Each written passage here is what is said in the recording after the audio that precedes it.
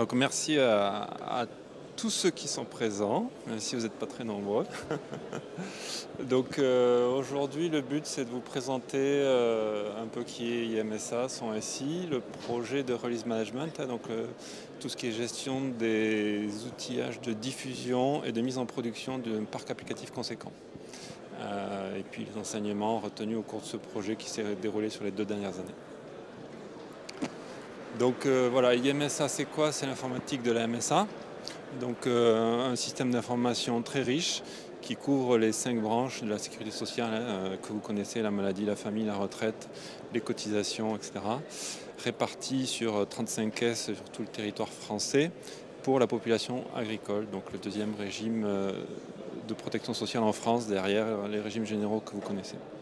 IMSA plus précisément, donc c'est l'informatique de la MSA avec un peu plus de 1000 collaborateurs répartis sur 15 sites, 2 data centers de production, un au nord et un au sud. Et on infogère une partie du SI pour des partenaires que sont la SNCF, la RATP, donc un certain nombre de régimes spéciaux qui utilisent notre produit informatique. Et je vous invite à aller voir aussi le portail qui s'appelle mesdroitssociaux.gouv.fr dont nous sommes l'éditeur, qui est accessible à tout le monde pour connaître ses droits sociaux, avoir des simulations, des choses comme ça. Pour vous dresser un peu le panorama de notre système d'information en quelques chiffres, donc on est sur des data centers de, je dirais, une taille moyenne, 7000 VM, 300 machines physiques. Ce qui va nous intéresser surtout, c'est le parc applicatif, avec des centaines d'applications Java, des centaines d'applications Angular et des milliers de programmes COBOL. Et ce qui est important, c'est le nombre de mises en production qu'on fait par an. Donc on en fait plus de 3000 par an aujourd'hui. Et c'est en accélération constante, évidemment, avec les évolutions de la législation auxquelles on est censé répondre en permanence. Donc c'est autour de ça qu'a eu lieu cet enjeu de changer d'outil de diffusion de cet ensemble de parcs applicatifs, puisque comme on est un organisme rattaché de délégation de services publics, on a un certain nombre de contraintes associées qu'il nous faut respecter. Donc on avait un système existant qui a une vingtaine, trentaine d'années, qui a des coûts de maintenance, des technologies historiques qu'il fallait rénover. On avait de nouvelles technologies qui avaient du mal à rentrer dans ce système-là, donc tout ce qui est les applications cloud natives notamment. On est une entreprise qui se transforme pour faire de l'agilité à l'échelle et donc des équipes, des dev teams en mode DevOps, DevSecOps même, qui vont de plus en plus vers de la rapidité, le fait de livrer beaucoup plus vite, avec beaucoup plus d'autonomie. Et donc notre produit historique qui faisait des cycles de diffusion, de livraison à J+1, que ce soit en qualification ou en production, arrivait à un certain nombre de limites. Il avait aussi trop de responsabilités, il faisait plein de choses en plus que tout ce qui est le release management. Donc on avait besoin d'un outil de gestion pour le contrôle interne, un outil centralisé, et un outil aussi qui nous permet de faire des livraisons applicatives qui forment des pans cohérents du SI, et pas juste des petits composants qu'on déploie les uns indépendamment des autres. Voilà, donc ça c'est le déroulement du projet. Bon, c'est assez classique, hein. Donc on a maturé le besoin pendant quelques temps. On a ensuite fait des ateliers avec les utilisateurs, les devs, les ops et pas mal d'équipes dans l'entreprise. On a fait des évaluations de marché sur le papier et on a mis 3 solutions à l'épreuve, donc 3 POC qu'on a concrétisées mi-2021. On a déployé les 2 premiers cas métiers sur le second semestre 2021 avec la solution retenue, qui est la solution Drops d'Arcade Software. Et puis ensuite, on est passé sur une activation de bascule à l'architecture cible et on est en phase de généralisation à tout un ensemble de cas métiers. Donc, comme j'ai cité tout à l'heure dans les chiffres, il y a plus de 300 types de composants et on en a couvert entre 10 et 15 aujourd'hui. Voilà. Donc il nous en reste encore un certain nombre par rapport à l'existant. Petite mention sur le fait qu'on travaille en agile, nous-mêmes, en tant que direction infrastructure logicielle, sur un train safe qui s'appelle La Fabrique, qui est rattaché à la direction technique, qui rend des services à toutes les directions métiers de l'entreprise, donc plusieurs dizaines d'équipes et un certain nombre de trains safe aussi dans les équipes métiers. Donc le choix de la solution Drops d'Arcade Software, donc le but c'est de pouvoir gérer tout type de technologie. C'est un critère assez différenciateur puisque les alternatives qu'on a étudiées pouvaient être très focalisées sur une technologie. On a beaucoup de solutions pour tout ce qui est cloud native, mais qui sont dans l'incapacité de livrer du COBOL par exemple. des concepts inhérents au produit qui correspondent aux besoins. Donc là, bon, je ne vais pas rentrer dans le détail parce qu'il faudrait y rentrer avec plus de démonstration sur le métamodèle quelque part apporté nativement qui est approprié à ce métier du release management et donc de la diffusion de produits applicatifs. Des templates et de la customisation pour améliorer l'autonomie et favoriser l'expérience utilisateur. Une approche API native au produit qui nous permet à travers nos intégrations de faire du GitOps qui est notre cible opérationnelle pour la mise en œuvre et ce qui est attendu aussi par les équipes de développeurs. Un éditeur français, donc ça c'est un petit critère important pour nous, la souveraineté, et qui est à l'écoute et adaptatif. Adaptatif au sens, ils ont été présents avec nous au cours du projet, ils sont toujours présents, ils sont là d'ailleurs, et donc on a fait évoluer le produit en même temps que le déploiement chez nous, ce qui est assez intéressant par rapport à nos cas métiers. Et une stratégie produit qui va vers de l'open source, même si ce n'est pas encore 100% le cas, c'est dans la trajectoire communiquée par l'éditeur d'être rattaché à la fondation Eclipse pour le produit, qui va dans notre gouvernance aussi étatique d'aller vers de l'open source. Donc je vais très vite, vous me poserez plein de questions à la fin, je regarde un peu de temps. Les enseignements qu'on peut retenir de ce projet, la réalisation en agilité qui est un vrai facteur de succès, donc une vraie adaptation avec les utilisateurs, avec les équipes métiers, etc. L'expérimentation des produits, bon, ça peut paraître évident, mais on était surpris d'éliminer une grosse alternative du marché, voilà, à travers la mise en œuvre opérationnelle. Une équipe stable, donc l'équipe qui s'occupe de l'évolution du système de release management, s'occupe aussi de l'ancien système.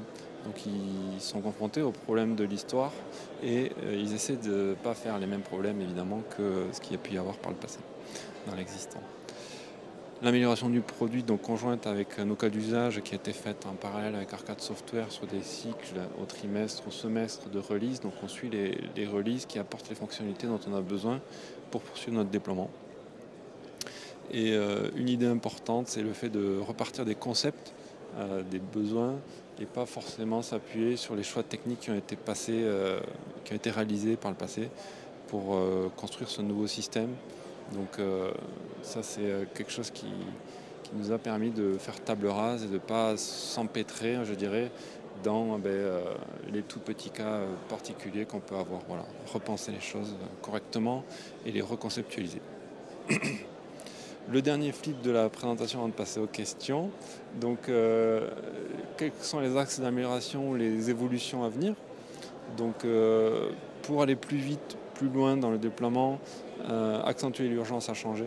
Donc on l'a fait, ça a été long dans la phase de maturation. Et finalement, maintenant que les gens ont compris l'apport, ils sont preneurs et ils viennent de manière de plus en plus importante nous chercher pour faire de plus en plus de choses avec la solution de nouvelles diffusions. Donc voilà, il y a 2 ans, ce n'était pas du tout le cas et l'urgence à changer est importante. Transformer les utilisateurs pilotes en évangélisateurs. Donc ça, c'est pour faire en sorte que les premiers qui passent, qui sentent le besoin et l'opportunité de la solution, de la mise en œuvre qu'on leur amène, deviennent quelque part des promoteurs auprès des autres équipes et des évangélisateurs et pas de simples utilisateurs. Donc ça, c'est compliqué, ça ne dépend pas que de nous, mais je pense que c'est important à essayer de le projeter. Amener plutôt les ops dans le cas concret du changement. Évidemment, les ops, ceux qui appuient sur l'utilisation pour livrer en production, ils se sont retrouvés un petit peu devant le fait accompli, alors pas au dernier moment parce qu'on les a inclus assez tôt dans le cycle, mais ils n'avaient pas capté la nature du changement, qu'est-ce que ça allait changer pour eux. Donc on a eu plus de mal à les convaincre et à y aller. Bon, maintenant, ils y sont. Investir fortement dans l'automatisation, même si c'était le cas dès le début. Aller à fond sur l'automatisation, c'est ce que demandent les équipes agiles de développement. Et on continue à augmenter l'automatisation. Des fois, pour l'agilité, on se dit on automatisera un peu plus tard, alors qu'il faut aussi automatiser dès le début. Et puis, les évolutions à venir, un sujet particulier à venir qui pourrait être discuté plus longuement, c'est l'écart entre le cycle de vie logiciel et le cycle de vie infrastructure, qui peuvent avoir des rythmes assez différents entre les deux. Donc arriver à concilier les deux, c'est un des défis sur lesquels on va travailler dans les mois à venir, en plus de la couverture de tous les types de composants et le fait de convaincre toutes les équipes métiers qui font du développement à IMSA d'y aller sur cette solution. Voilà pour les mots que j'avais prévu de parler. Donc maintenant, c'est la session des questions. Je vous laisse... Est-ce qu'il y a des questions dans la salle? Est-ce que je peux me rapprocher avec le micro?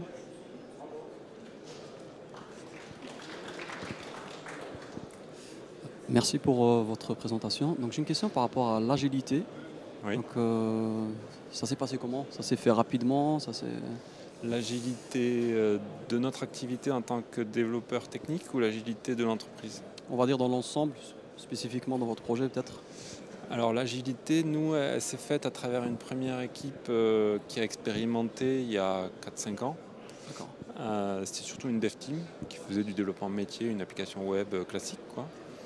Et ça a amené une première idée de changement culturel dans les strates managériales de premier rang. Et puis c'est remonté assez haut, jusqu'à la direction générale. Et au bout d'un an et demi, ils ont dit on va y aller à fond, on va lancer un train agile qui est en mode safe. Je ne sais pas si vous connaissez la méthodologie safe. Et ça a eu un grand succès, ce lancement. Et la stratégie d'entreprise a été de dire on retransforme toute l'entreprise pour s'organiser autour de N trains agiles en safe. Et nous en sommes le deuxième qui a été lancé. Très bien, ok. Donc c'est émergent par le bas et puis ensuite redescendant très fort. Et aujourd'hui, il n'y a pas de plan B en fait pour les équipes métiers. C'est évident sont maintenant. toutes en train de se transformer. Elles n'y sont pas encore toutes, mais ouais, c'est une évidence. Ouais. Super. Et on y voit les leviers, en fait, les gains sur la satisfaction des dev teams, sur le rythme, sur l'apport de valeur métier aux utilisateurs, hein, à la fois pour nous en tant qu'équipe technique qui livrons à des développeurs, pour les métiers qui livrent à des utilisateurs finaux qui sont dans les agences de MSA. Merci.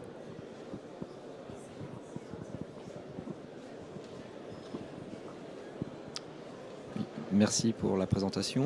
Moi, j'avais une question par rapport à la formation des ops à l'automatisation. Oui. J'ai cru comprendre que vous aviez déjà une plateforme existante auparavant. Oui. Vos ops étaient déjà formés à l'automatisation ou est-ce qu'il a fallu les former dans le cadre du choix de ce nouveau produit? Alors nos ops, ce ne sont pas eux qui développent les automatisations, c'est nous qui le faisons. Eux, ils sont utilisateurs au sens, ils déclenchent le processus d'automatisation. Voilà.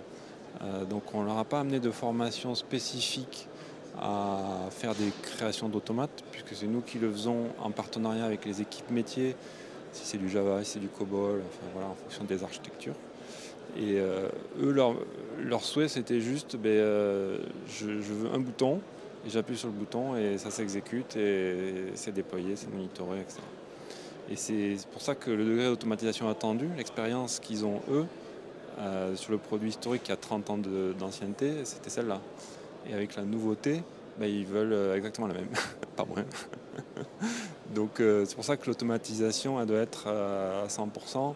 Et quand on est en cycle agile comme nous, on a pris aussi des petits raccourcis pour aller plus vite, pour livrer plus de valeur. Et au moment de franchir la dernière marche, des fois, on est rattrapé par ce besoin de 100% d'automatisation. Voilà. Merci. Une dernière question ou... Je regarde le temps, il me reste une petite minute. Non, messieurs, je peux vous en poser une. Alors, aujourd'hui, vous êtes en production. Comment ça fonctionne? Alors oui, aujourd'hui, nous sommes en production pour, comme je l'ai dit, une dizaine de composants métiers. Ça fonctionne bien. Il faut savoir qu'on a 7 ou 8 environnements de qualification en amont avant d'aller en production réelle. Et c'est très très utilisé dans les environnements de qualification puisque les gens, les dev teams, eux, ils veulent, je mets à jour mon produit, je le redéploie à T plus 10 minutes, quoi. Donc ça, c'est extrêmement utilisé. Et ça ne rentre pas du tout dans les 3000 que j'ai cités tout à l'heure, ça. C'est utilisé, on n'a même pas de chiffres. C'est utilisé en continu sur déjà des dizaines d'applications dans ce cadre-là. Après, pour des mises en production, le rythme est plus long, hein, puisque les équipes, même si elles sont agiles, ne les mettent pas en production tous les sprints, toutes les 3 semaines. Donc on a quelques mises en production pour le moment. voilà, après, le projet suit sa vie. Voilà. Donc il va y avoir encore plein de choses. Et il nous demande plein d'évolutions à faire pour couvrir le COBOL et tous les cas d'usage historiques, nos chers utilisateurs. Merci. Merci à tous ceux qui étaient présents.